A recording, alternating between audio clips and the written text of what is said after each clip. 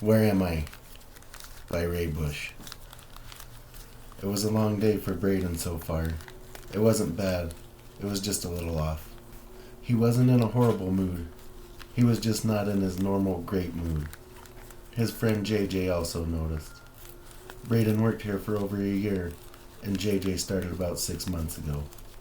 The two had become very close very quickly. JJ was the kind of guy people automatically liked. So was Braden. It was no wonder the two became such good friends in a hurry. JJ would even bring Braden to work when Braden sold his car. On Saturdays, when the detail shop was very slow, the two would come in and have breakfast and lunch together, then head home. Braden finished vacuuming the driver's seat of a black SUV. He picked up the vacuum and walked around the back of the car to the passenger side.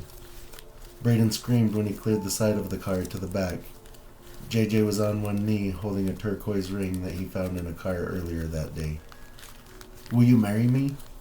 The detail shop roared with laughter, including Braden and JJ. These two were for sure the shop comedians. It was a joke, of course. Braden was gay and very happy with his boyfriend. JJ was straight. He had a happy life with his wife and kids. JJ always seemed to know when Braden needed cheering up, and he always knew the way to do it. "You better say yes," Caitlin yelled from her office, making the shop explode with laughter again. Braden did say yes, of course, and JJ slid the ring on Braden's ring finger. The shop clapped and laughed. Stacia whistled, then screamed, "Woohoo!" The rest of the day was great. Braden went back to singing the classic country that he loved so much. Braden just turned 21. Ray always told him that he was way too young to know the music that he sang. Ray was twice Braden's age, and the music he listened to was the music Ray's mom and even Grandma enjoyed. That was the last good moment that Braden got for a week or so. The night after work, he got a message from a number that he didn't recognize. "I can't believe you said yes to JJ," the message read. "That was a very bad idea." That was kinda creepy, but it had to be someone from work. He scrolled his contacts to see if there was anyone from the shop that he didn't have saved to his phone. It was only the two new guys he didn't have programmed, and he didn't think they had his number either. "Of course I said yes, LOL," Braden texted back. "Who is this?" Braden was only a little concerned that he was being texted from a number he didn't know, and who knew what happened only hours earlier at work. "The question isn't, who am I?" the next message read. "The question is, where am I?" Braden didn't like the sound of that, but it was exactly what someone pulling a prank would say. But it still made Braden a little uneasy. "Whatever, it's too late for this shit," Braden answered. "I'm going to bed. I'll see whoever you are at work tomorrow."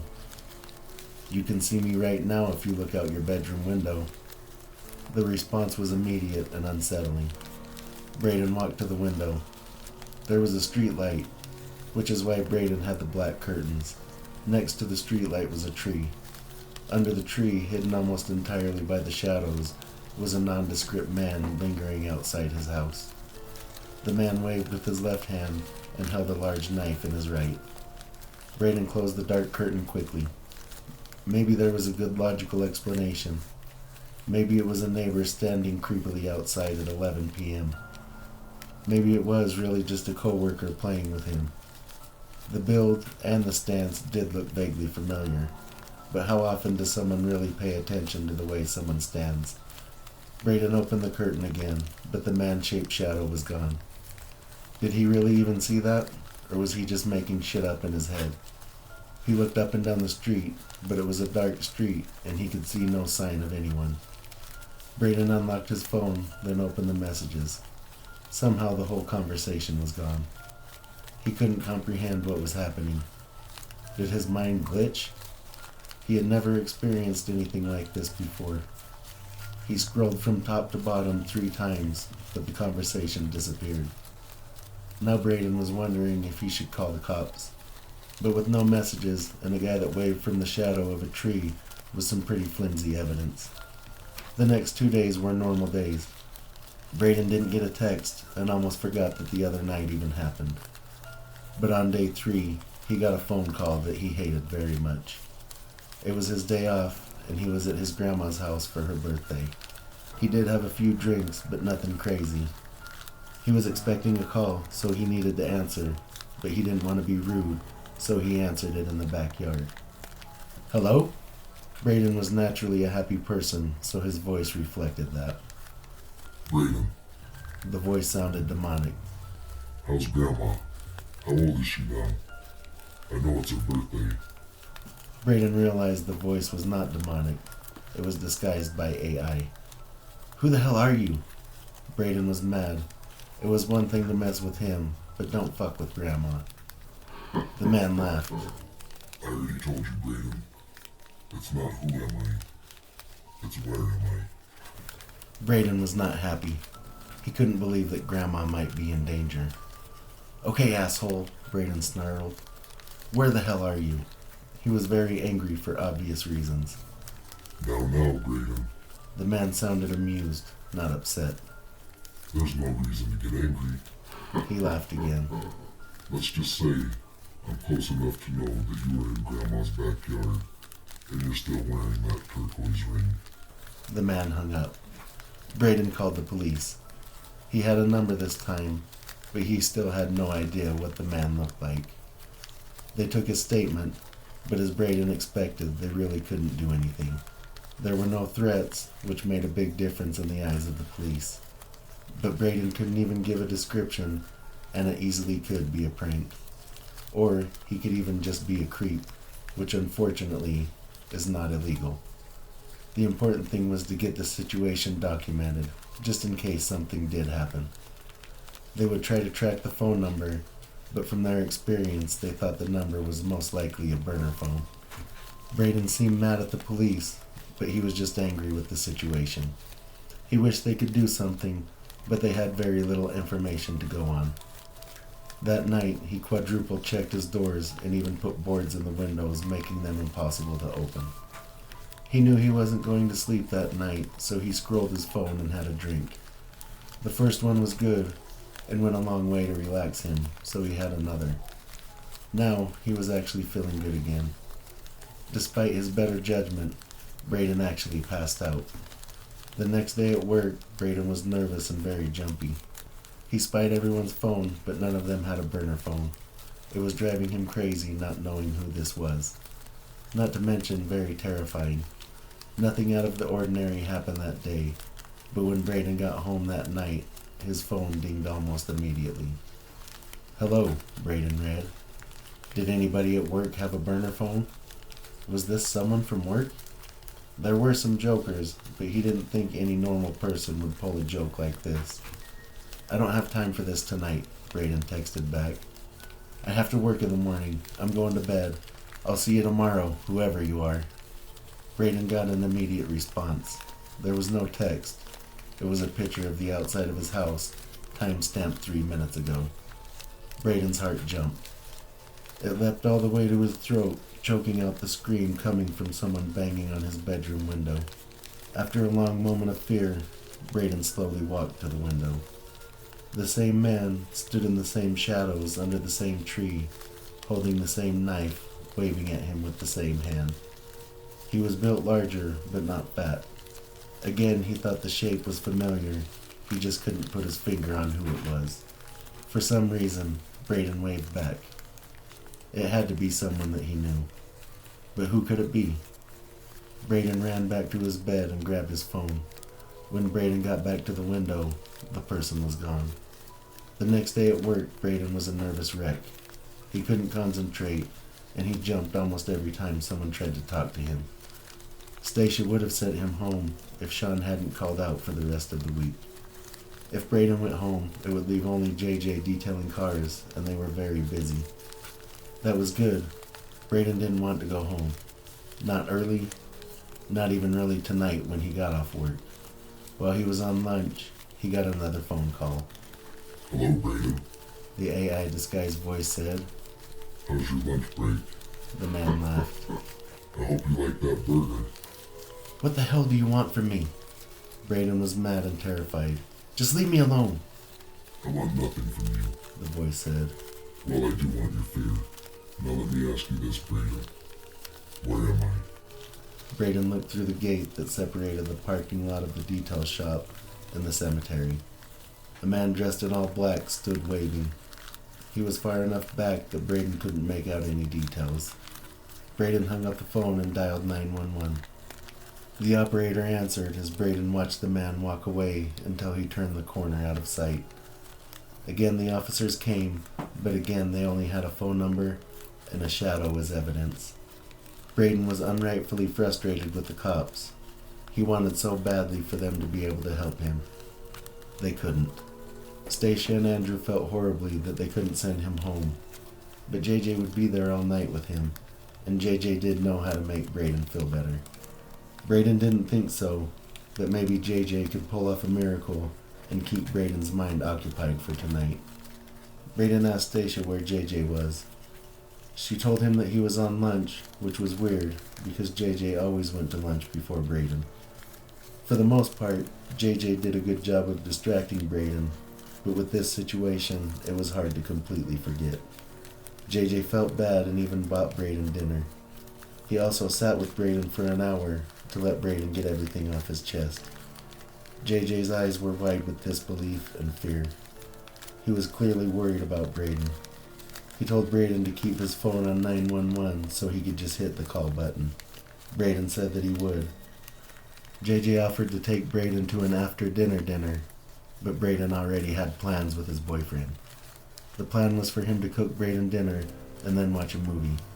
JJ was okay as long as Braden was not going to be alone. They left work, but Braden didn't go straight home. He didn't want to keep his partner waiting, but he also didn't want to go home. He thought about having them go to his boyfriend's house, but the man seemed to know where Braden was at all times. When he finally got home, everything was wrong. He opened his door to smoke and an overpowering burning smell. There was a pot of spaghetti noodles burning on the stove. All the water had evaporated. Braden turned off the burner and pushed the pan to the back burner. Then he noticed the kitchen sink was endlessly rinsing off bright red tomatoes. Braden turned off the water and turned on the stove fan. 2 broken plates accompanied a wooden spoon on the floor. Braden heard something from the bedroom. He moved quickly down the hall. Red rose petals were scattered all over the bed, and there was a stuffed bear on his pillow. The tan bear was holding a red heart. Written on the heart in white, it said, "I love you." This would have been a romantic gesture, except for the knife sticking out of the face of the bear, all the way into Braden's pillow.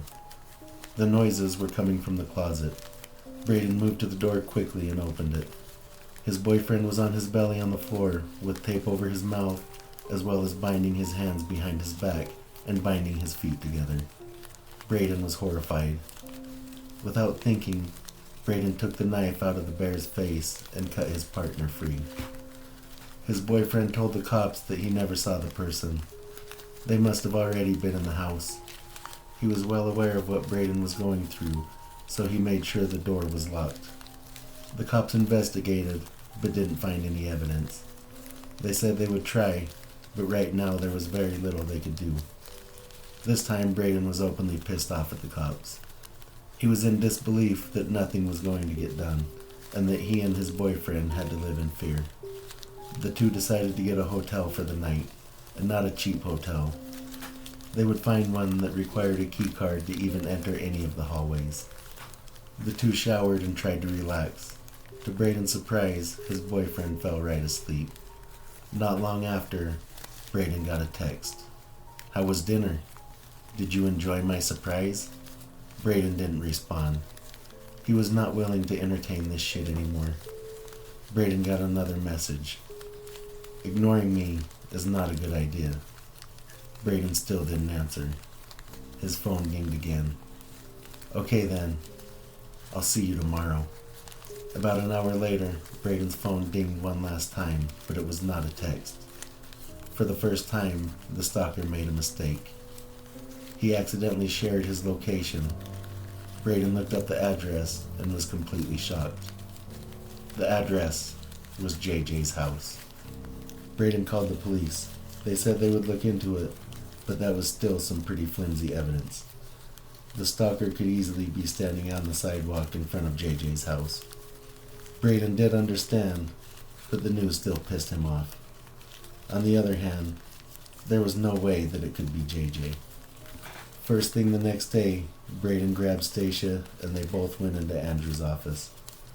After meeting for an hour and a half, the three agreed that it couldn't be JJ. But the location stayed in the back of Braden's mind and grew like a pearl in an oyster. When Braden went back into the detail shop, JJ watched him with a smile that looked uncharacteristically creepy. Did he always smile like that? Braden guessed he was just being paranoid. JJ waved, and Braden's heart dropped. The wave was very familiar. Now that he thought about the Shadow Man, he realized that the man was built just like JJ. Braden pushed the thought out of his mind. It had to be a coincidence. JJ was his good friend. He hoped he would see nothing, but Braden did watch JJ closely. Nothing suspicious happened all day. It was not until 5:30, a half hour after everyone left, that something happened. Braden's phone dinged while he was in the bathroom. He opened his messages. Everyone's gone. Are you ready to play? Braden couldn't believe this was happening to him. Fuck you, Braden texted back. I'm done. I will not answer another message. His phone dinged as he walked out of the bathroom. The message that Braden didn't read said 2 words. Bad idea. Then a skull face emoji. Braden walked out of the hall into the detail shop. JJ saw Braden and instantly shoved his phone into his pocket. Braden did catch a glimpse. It was not JJ's phone. It looked like a cheap burner phone. That's not your phone, Braden said suspiciously. What happened to your phone? JJ laughed. You're just barely noticing? I dropped it in the toilet the day I proposed to you. I had to get a burner phone on lunch that day. I have to wait for our bonus to get my new phone. Braden smiled and nodded. That was the night all this started. Braden tried to think if he saw JJ's normal phone in the last week. He thought that he had, but he wasn't sure. Braden put his headphones in, then continued vacuuming the popcorn out of this trunk. It seemed like there was more than when he went into the bathroom. He thought it was a weird place to have scattered popcorn. Who eats popcorn in the trunk? JJ snuck up behind Braden, grabbed his sides, and screamed. Braden almost jumped out of his skin. Damn it, JJ! Braden was pissed. I'm not in the mood for your shit tonight. Any other night, Braden would have been fine. But not after this last week. Especially with all the clues pointing to JJ being his stalker. Braden stormed off into the bathroom and slammed the door so hard that the door to Matt's bay shook. Braden splashed water on his face, took some deep breaths, then became enraged when his phone dinged. LOL, you're pretty jumpy tonight. Braden peeked out of the door. He could see JJ on his burner phone. Are you ready for the fun? Braden shut the door. After a moment of thought, he walked out of the bathroom and down the very short hallway into the detail shop. JJ stood at the trunk of the car Braden had been working on. Hey, sorry buddy, JJ said, and it did sound sincere. I thought you seemed a little tense, so I tried to lighten the mood. The smile never left JJ's face. Braden didn't trust that smile after everything that happened tonight. Let me get this trunk. There's popcorn everywhere. JJ ducked behind the trunk lid.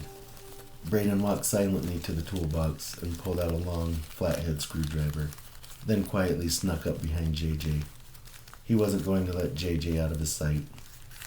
JJ reached his left hand out of the trunk and turned off the vacuum. Holy shit, JJ said. He always sounded like he was ready to laugh. Did you see the knife in here? Braden knew that there was no knife in that trunk. JJ moved to stand up. Braden saw the gleam of light on the steel blade of the knife. He didn't have time to think. He buried the screwdriver deep into JJ's back. JJ shot to a standing position and banged his head on the trunk lid. JJ grabbed his head, and Braden shoved the screwdriver through the side of JJ's neck, then shoved him into the trunk and closed the lid. It was just like the commercial they filmed for the shop a month ago. JJ fought weakly, but thankfully not for very long. Braden was very sad that his work bestie turned out to be a terrifying person. But on the other hand, if that was how JJ was, then Braden didn't really know him anyway. Braden's phone rang. It was his boyfriend calling. Braden answered in a beaten voice. Hello? Hello, Braden. It was the man disguising his voice with AI. I'm here with your boyfriend again. Braden could hear the same muffled protests as the horrible night Braden found him taped up in the closet. What's his name again? Haha, it doesn't matter. How's JJ? The man laughed into the phone.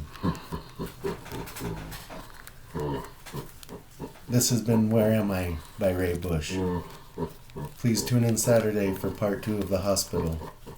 And remember, all lost souls are welcome here.